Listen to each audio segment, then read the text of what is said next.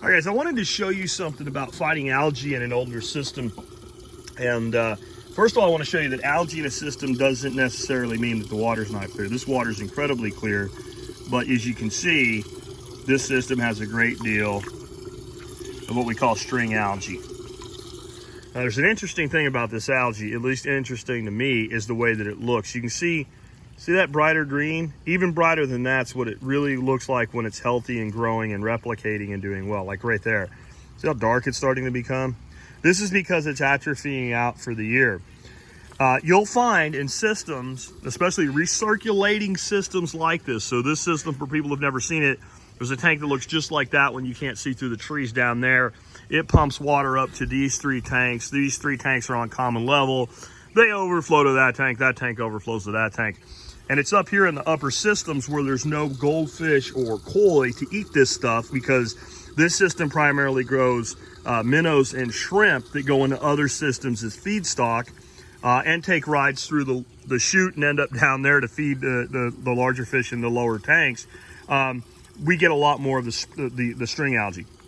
And this pops up this kind of all the way up to this time of year where it starts to go away. There's two things going on. One, there's a huge nutrient dump into the system when we come into spring and the water temperatures begin to warm up and we get this. But the other thing is all of our top growth has died back, even if it's going to come back on its own, even if there's a little bit of duckweed that survived under the surface, because it'll do that, or azolla that survived tuck under a plant shelf or something. And you can see the azolla coming back in here. As soon as the top growth begins to return, it starts to rob this stuff of light, and it starts to take up, because this azolla, it doesn't quite double every 48 hours the way duckweed can in an ideal circumstance, but it doubles about every 3 to 4 days. That's a really fast double rate.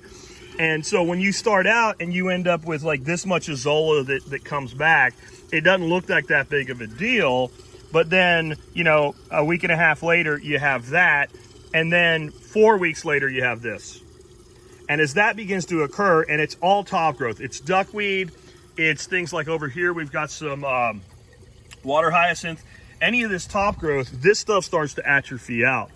Now, the main way I deal with this, and this system honestly needs to have all these tanks completely cleaned out of hardscape, and it needs to be dredged. There is a thick film of sludge at the bottom because these tanks effectively act as a solid separator, and I just didn't do it this year. I'm probably not going to get to it. It's going to be fine. I'm going to let it go. It doesn't hurt the rest of the system. I want you to see how clear the water, because this is the same system. That water is crystal clear as a catfish right there. Big old bullhead sitting on the bottom, 2 feet of water. You can make him out just fine if you know what to look for. He's about dead center frame. So this water's clean. Just because it has that sludge down it, I mean, but that's a lot of nutrient. And those shrimp go nuts on that. They feed on it, by the way. They go down into it. They like it. They don't need a ton of oxygen, but it feeds this. But as soon as we start having that top growth, this stuff starts to atrophy. What I do until the top growth can come back, until the water temperatures are up for those surface plants, because this stuff will grow in cold water as soon as that nutrient starts to rise, is I mechanically control it. What does that mean? It means I grab it like this, and my tanks are over there. Usually I take this stuff and I throw, what I'll do is I'll come through here with a bucket. I'll harvest a bunch of this. Ducks eat this. All right, so this is duck food. And what I find is if I throw it on the ground like I'm going to now, I'll throw it over here by this mulberry, make it some high nutrient mulch. But normally I throw that in the tanks and the ducks feed on it, especially, now here they come, right? Here they, clowns. Hey guys, check it out, look. Right, so see the ducks eat that, right? And they'll eat it a lot more aggressively when it's in water because they're water birds. They like to eat stuff in water. So that's what I'll do. Now what happens is, as this top growth starts, this stuff starts sinking.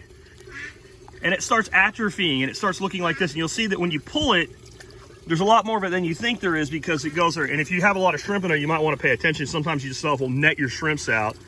People always ask about the shrimp. They're called neocardania. They're also known as cherry shrimp. They're very expensive until you start making your own because people buy them because they're pretty in aquariums.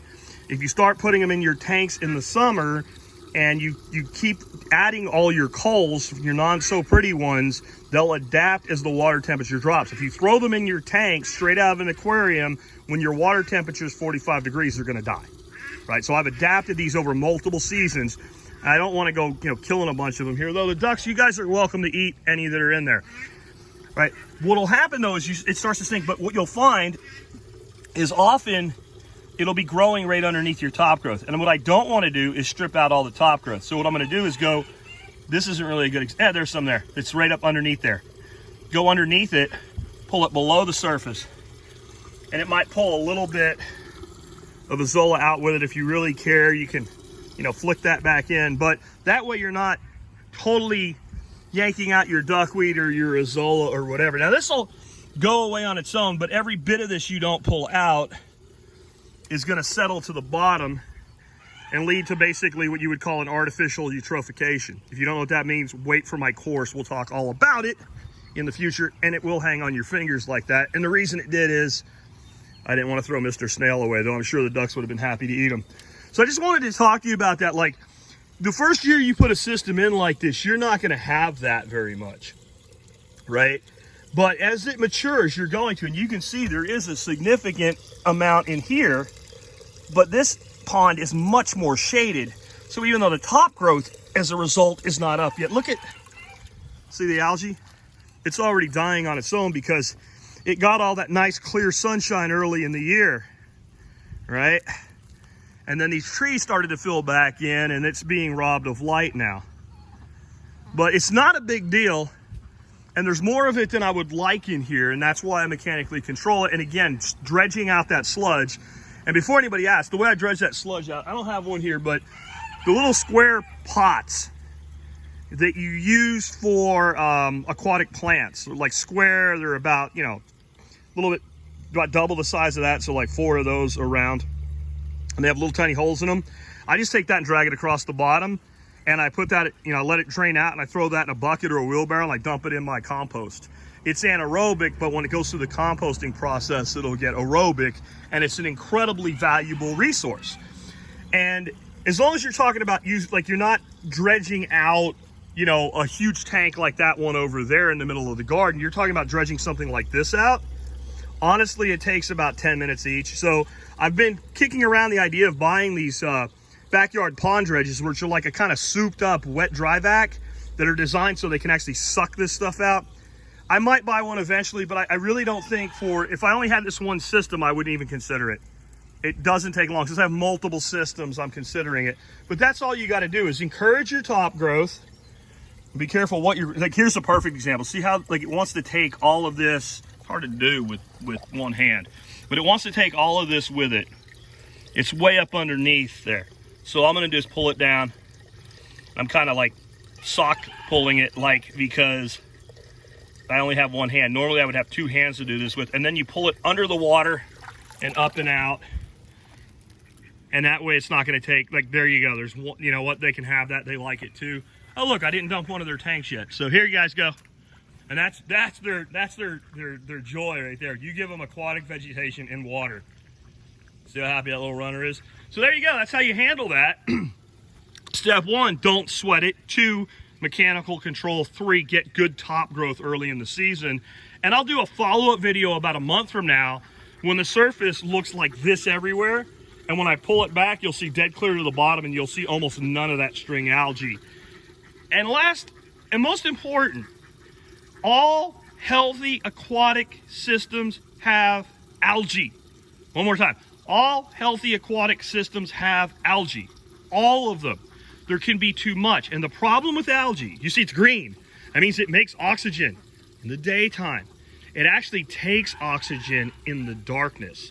So we have to balance this. We want to do mechanical control. We don't want to fill the whole tank with it. But what you just saw me do there without videoing would have took a quarter of the time. I do that about every other day. Sometimes you come out in the afternoon's a good time to do it before the top growth starts. During the day as it heats up, that algae will actually grab some gases from the water and float itself almost like it's conscious to the surface to get more sun. And at that point, you can pull it out really, really easy. I will catch you guys later with a future video. And remember, my aquatics course is coming this summer. You might be watching this video in it for all I know, because I will be taking some of these videos and blending them into the presentations where I think they'll make a lot more sense.